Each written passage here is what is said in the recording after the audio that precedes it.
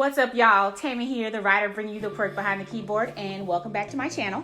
Don't forget to hit the subscribe button and hit that notification bell so you'll be notified every week when my videos publish.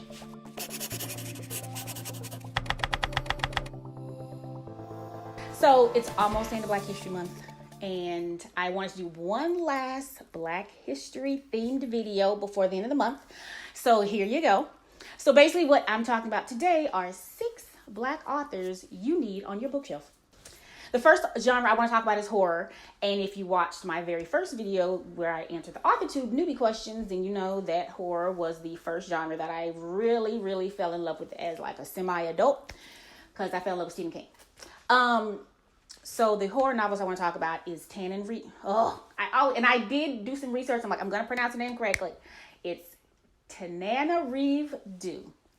And she wrote the African Immortals series, and they are amazing. And it was, the first one is My Soul to Keep, and there's 3 in all, and I've read them like 2 or 3 times already. So basically the premise is I believe her name is Jessica. She's married to like the perfect guy named David. They have this cute little 4 or 5-year-old daughter, and then all of a sudden people close to, I keep saying Jessica, but I'm not sure that's her real name, but people close to the heroine start dying and getting murdered. And then come to find out, David finally confesses to her he is a 400-year-old immortal who was part of some Ethiopian sect who now want him back, but they don't want his family, and like craziness ensues. These books are amazing. If you don't go out right now, go to your library, go on the Kindle, look these up and read them. I will be really upset. And if you read any of the books that I suggest in this video, please comment below once you read them and let me know what you think. The next genre I want to talk about is historical romance. And if you know anything about Black historical romance, then you know Miss Beverly Jenkins, aka Miss Bev, is the queen of Black historical romance. And what I love about Miss Bev is that she's awesome on Twitter, by the way, is that she really does her research. She's not just like pulling stuff out of the air about what was going on back then in regards to Black people.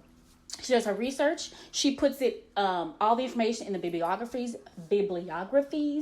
in the back of her novels, So if you're interested in any of the information that she wrote about in her novels, then you can go to the bibliography, go to the interwebs, and read more for yourself. So that's what I love. And also, what I love about her is that like she shows that Black people being slaves was not our only story. Like, we were cowboys, and we were nurses, and we were doctors, and we were doing it back in the day. So that's one of the other reasons why I love Miss Beverly Jenkins. Let's talk about fantasy. L.L. McKinney has reimagined the Alice in Wonderland fairy tale. She's set in Atlanta. The heroine, whose name is Alice, has an awesome afro, and she is a high school student during the day, and she battles monsters at night. It's called A Blade So Black. It's part of a series, and I read the first one, and it was amazing. So check her out. And FYI, the Mad Hatter is fine. All right, let's talk about sci-fi next. And if you haven't heard of Octavia Butler, then you need to reevaluate your life. She is the grande dame of sci-fi. And I realized last year that I had never read an Octavia Butler book. So I was like, okay, let me see what she has to offer, which was a lot.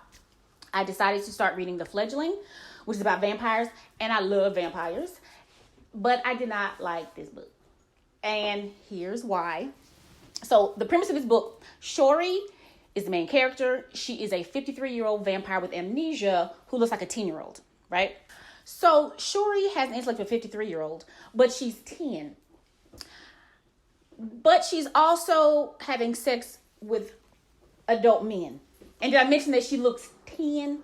And I couldn't get past that. Like, it was just too much. I couldn't enjoy the rest of the book because I'm like, yeah, she's old, but these grown men are having sex with somebody that looks like a 10-year-old. I couldn't get past it, so I couldn't really get into that book. But I am going to try another one, and I will let you know which one I try and what I thought about it. So let's talk about young adult. And Tomi Adeyemi wrote the Legacy of Orisha series, with Children of Blood and Bone being the first book. And if you've seen the cover, that thing is amazing. And the books were amazing. And this is what caught me. I'm going to read you the first 4 lines of the book blurb. And they were, "They killed my mother. They took our magic. They tried to bury us. Now We Rise. And I'm like, oh, man, if you read that, you don't want to read this book, something ain't right. So I read them. They were awesome. I think the third one is coming out later this year, possibly. But please go read those books. And once again, any of these books that you haven't read, if you read them, please comment below what you thought about them.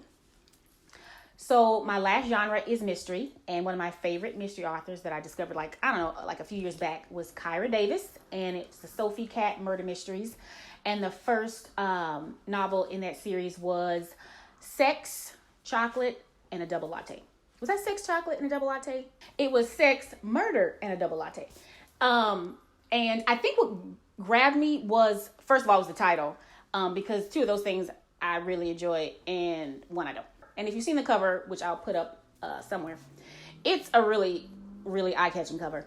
And I really wasn't big on a mystery person, but I was really attracted to that cover and the title. And I read it, and I really liked it. And I really fell in love with Kyra Davis's writing style. Like, she's funny, and the hero in the book was a grump, and I do enjoy like grumpy heroes. So yeah, and I can't remember how many books there are in that series, but they're really good and they're really funny. So check those out. There you have it, my top 6 Black authors that you need to have on your bookshelf. And once again, if you've read any of these books, if you have any to recommend, get on down to the comments and let me know. And I'll see you next time.